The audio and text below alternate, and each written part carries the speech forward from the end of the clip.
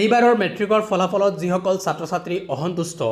সেইসকল ছাত্ৰ ছাত্ৰীৰ বাবে আহিছে এটা ভাল খবৰ কিয়নো ইতিমধ্যে সেবাৰ অফিচিয়েল ৱেবছাইটত আৰম্ভ হৈছে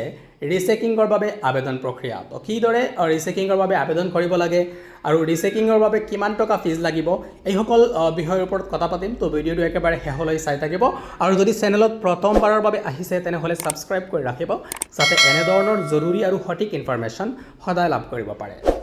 আপোনালোকে স্ক্ৰীনত প্ৰত্যক্ষ কৰিছে এখন নোটিছ যি নোটিছখন সেবাৰ অফিচিয়েল নোটিছ হয় আৰু এই নোটিছটোত আপোনালোকে দেখিবলৈ পাব মই এই নোটিছখন আপোনালোকৰ সুবিধাৰ্থে ভিডিঅ' ডিছক্ৰিপশ্যনত এটা লিংক দি দিম ইয়াৰ পৰা ইজিলি আপোনালোকে ডাউনলোড কৰি এই নোটিছখন এবাৰ চাই ল'ব পাৰিব ইয়াতে যিবোৰ কথা লিখা আছে মই শ্বৰ্টকাট কৈ দিব বিচাৰোঁ ইয়াতে লিখা আছে কিদৰে আবেদন কৰিব তো আবেদনৰ বাবে আপোনালোকে সেবাৰ অফিচিয়েল ৱেবছাইট যিটো আছে sebaonline.org এই ৱেবছাইটটোত ভিজিট কৰিব লাগিব ইয়াতে ভিজিট কৰি আপোনালোকে ক্লিক কৰিব লাগিব apply for rechecking and scan copy of answer script and OMR with answer key এই যিটো অপশ্যন ইয়াতে ক্লিক কৰিব লাগিব মই আপোনালোকৰ সুবিধাৰ্থে ইয়াতে এই যিটো লিংক আছে সেবাৰ অফিচিয়েল লিংক এই লিংকটো আপোনালোকক ভিডিঅ' ডিছক্ৰিপশ্যনত পিন কৰি দিম বা লিখি দিম যাতে সুবিধা হয় বা কমেণ্ট ছেকশ্যনতো পিন কৰি দিম তো ইয়াৰ পৰা ক্লিক কৰি আপোনালোকে আবেদন কৰিব লাগিব অনলাইন যোগে ইয়াৰ আবেদন কৰিব লাগিব আৰু ইয়াতে ফিজ ষ্ট্ৰাকচাৰ লিখা আছে যে যদি থিয়ৰী পেপাৰ ৰিচেকিং কৰিব বিচাৰে কোনো ছাত্ৰ বা ছাত্ৰীয়ে তো এটা ছাবজেক্টৰ যদি থিয়ৰী ৰিচেকিংৰ বাবে আবেদন কৰিব বিচাৰে তেনেহ'লে পাৰ ছাবজেক্টত বা এটা ছাবজেক্টত 400 টকাকৈ লাগিব আনহাতে যদি কোনো ছাত্ৰ বা ছাত্ৰীয়ে বিচাৰে যে OMR চিটটো তেওঁ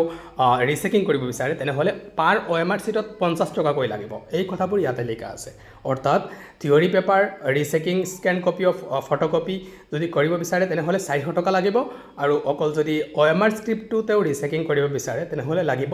50 টকা পাৰ ছাবজেক্টত তো এইটো হৈছে আপোনালোকৰ ফিজ ষ্ট্ৰাকচাৰ আপুনি আবেদন কৰাৰ বাবে যেতিয়া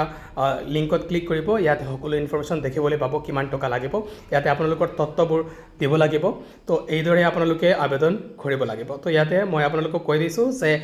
ৰিচেকিংৰ কিদৰে কৰিব লাগিব এই লিংক যিটো এইটোত ক্লিক কৰিব ক্লিক কৰাৰ পিছতে ইয়াতে আপোনালোকে কিছু তথ্য নিজৰ তথ্যবোৰ ইয়াতে এণ্ট্ৰি কৰিব লাগিব তাৰ পাছতে কিমান টকা লাগিব এইটো দেখিবলৈ পাব